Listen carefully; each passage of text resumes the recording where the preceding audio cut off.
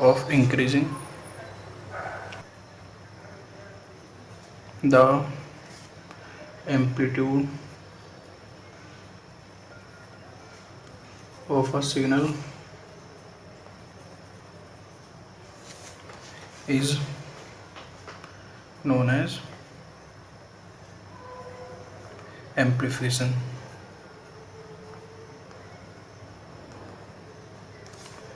And which circuit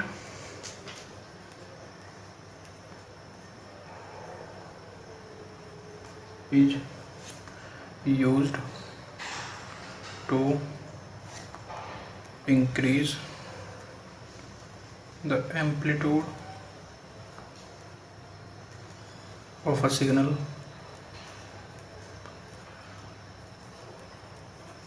is known as amplifier. ठीक है, देखो एम्पलीफिकेशन मतलब जैसे कि हम कोई एक ऐसी ट्रिक जिसकी वजह से हम किसी सिग्नल का एम्पलीट्यूड इंक्रीज कर दें तो वो एम्पलीफिकेशन कहला जाएगा। ठीक है, और अगर कोई डिवाइस इस चीज़ को वर्क कर रहा है और तो उस डिवाइस का नाम है एम्पलीफायर। ठीक है, तो यार हम यहाँ तक पढ़ चुके हैं, तो अब आती है बैंडविड्थ ऑफ सिग्नल। ठीक है, अब यहाँ से थोड़ा इंपॉर्टेंट टॉपिक स्टार्ट है। ये 5 नंबर के 2 नंबर में पूछ ले जाते हैं, इंपॉर्टेंट है। ठीक है, बैंडविड्थ ऑफ सिग्नल। देखो जैसे कि मैं तुम्हें बता ही चुका हूँ कि जैसे कि हमको कोई सिग्नल ट्रांसमिट करना है, ठीक है, तो वो किसी पर्टिकुलर खास फ्रिक्वेंसी के बीच में ही ट्रांसमिट किया जाएगा। जैसे कि अब हम वॉइस को ट्रांसमिट कर रहे हैं, ठीक है, वॉइस इन द सेंस देखो एक होता है वॉइस और एक होता है म्यूजिक, और इसमें इन दोनों में डिफरेंस ये होता है कि जैसे वॉइस है तो उसमें खाली हम एक सिंगल ह्यूमन वॉइस होगी, ठीक है, और अगर हम कह रहे हैं म्यूजिक तो उसमें म्यूजिक में ये होगा कि ह्यूमन वॉइस भी होगी और उसमें इंस्ट्रूमेंटल वॉइस भी होगी, तो ये हो जाता है हमारा म्यूजिक। ठीक है, तो देखो इसका वॉइस का जो फ्रिक्वेंसी रेंज है ये है 300 हर्ट्ज से लेके 3100 हर्ट्ज। ठीक है, मतलब इस फ्रिक्वेंसी से नीचे पे नहीं जाएगा और इस फ्रिक्वेंसी से ऊपर पे नहीं जाएगा ये वॉइस सिग्नल जो है। तो इन दोनों का बैंडविड्थ कैसे फाइंड करेंगे?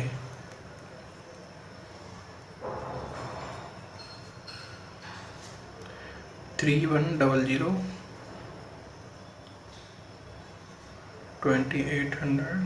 हर्ट्ज।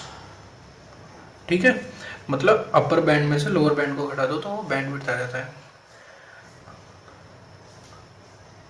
तो अब ऐसे ही म्यूजिक सिग्नल है, तो म्यूजिक में मैंने बताया था उसमें इंस्ट्रूमेंटल साउंड भी होगा, तो म्यूजिकल बैंड। अब देखो मैं डायरेक्ट कुछ बैंडविड्थ लिख रहा हूँ, जैसे मैं वॉइस के लिख चुका हूँ इतने, तो अब मैं पर्टिकुलर कुछ वॉइस मतलब सिग्नल्स के लिख रहा हूँ, तो उनको याद कर लेना इम्पोर्टेंट। ठीक है, अब आता है म्यूजिक।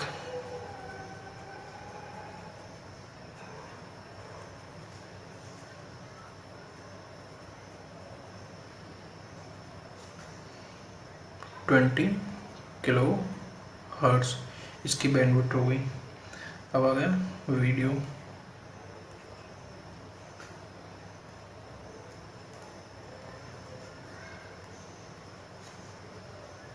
Four 4.2 megahertz. ठीक है, अब देखो वीडियो क्वालिटी है ना, लेकिन इसमें ऑडियो नहीं है। ठीक है, वीडियो मतलब टीवी पे खाली प्रोजेक्ट की जा रही है, तो उसकी उसकी बैंडविड्थ है। और अगर हम जैसे कि चैनल देखते हैं किसी को भी, तो आजकल के टीवी में क्या है, वॉइस भी आती है और हमको वीडियो भी आती है, तो दोनों का मिक्सिंग होकर जो आता है ना टीवी में, जैसे वीडियो प्लस ऑडियो, तो इस ये जो टेलीविज़न पे से होता है जैसे कि, तो ये आता है 6 मेगाहर्ट्ज की फ्रिक्वेंसी के बैंडविड्थ पर। ठीक है, और अब आता है कुछ मतलब जो बहुत हाई ट्रांसमिशन के लिए यूज किया जाता है, तो वो होते हैं जैसे कि ऑप्टिक फाइबर, ये देखो एनसीईआरटी के पेज पे देख लेना, छठे सातवें पेज पर है, तो वो मिल जाएंगे बैंडविड्थ, उनको याद कर लेना, ठीक है। 1 या 2 नंबर में पूछ ली जाती है किसी भी, मतलब ऐसे पूछ लेंगे कि वीडियो सिग्नल की कितनी है और म्यूजिक बैंडविड्थ कितनी है, ठीक है, ऐसी चीज़।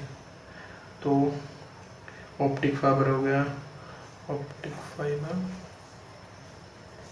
एंड कोएक्सियल केबल होगा,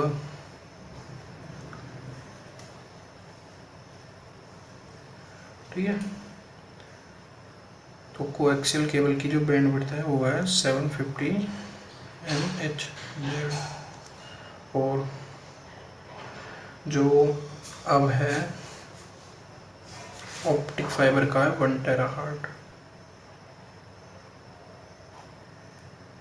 1 टेराहर्ट्ज टू 1000 टेराहर्ट्ज, ठीक है। तो जैसे कि दोस्तों मैं बता रहा हूँ कि एनसीईआरटी का पेज नंबर है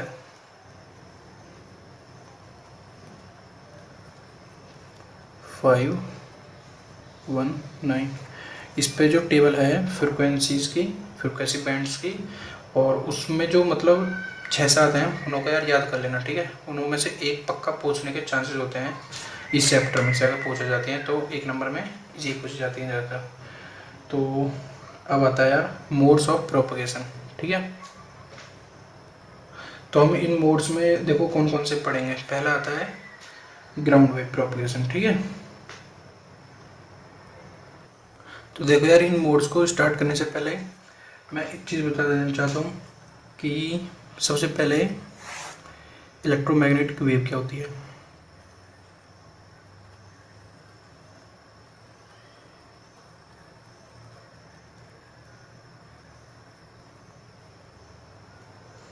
देखो जैसे कोई चार्ज रखा है, ठीक है ना, तो वो किसी फ्रिक्वेंसी के साथ ऑसिलेट करा दिया जाए, ठीक है।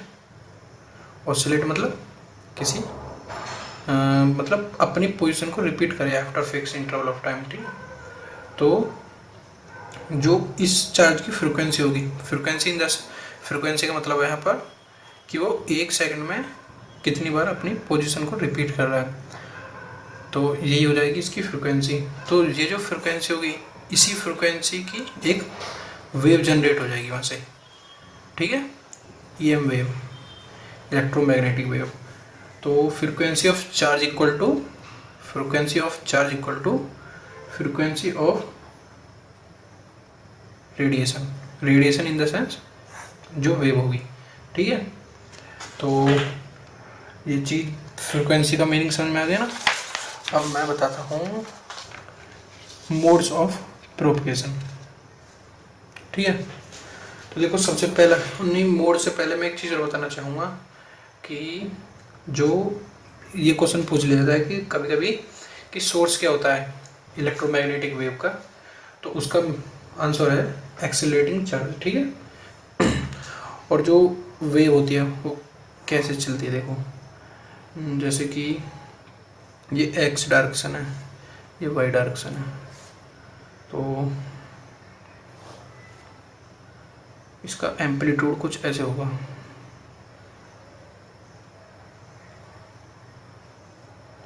ठीक है।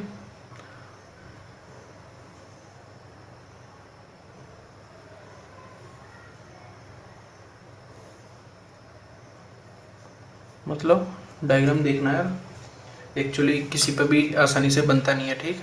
देखो ये पहला समझ में आ रहा है होगा आपको, जैसे कि एक्स एक्सिस डायरेक्शन है, ठीक है, तो यहाँ से समझ जाना आप। तो इसका ये एक्स एक्सिस के अलोंग परपेंडिकुलर है, ठीक है। और जो ये है इसका ये जेड डायरेक्शन के अलोंग, मतलब ऐसे है ये वर्टिकली। देखो ये हो गया एक्स डायरेक्शन के अलोंग परपेंडिकुलर, ठीक है। और अगर हम यहाँ से देखें तो ये वाई डायरेक्शन के अलोंग ऐसे बैठेगा परपेंडिकुलर, और जो जेड डायरेक्शन है ये इसके ऐसे है। तो ये म्यूचुअली परपेंडिकुलर होते हैं यहाँ पर। ये क्या होते हैं, इलेक्ट्रिक फील्ड वेक्टर्स और मैग्नेटिक फील्ड वेक्टर, तो ये एक दूसरे के म्यूचुअली परपेंडिकुलर होते हैं, ठीक है।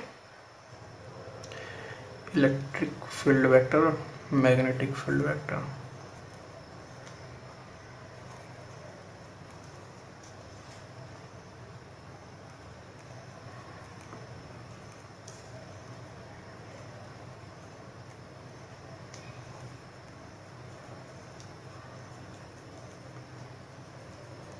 ठीक है। अब देखो, अब स्टार्ट करते हैं मोड्स ऑफ प्रोपगेशन।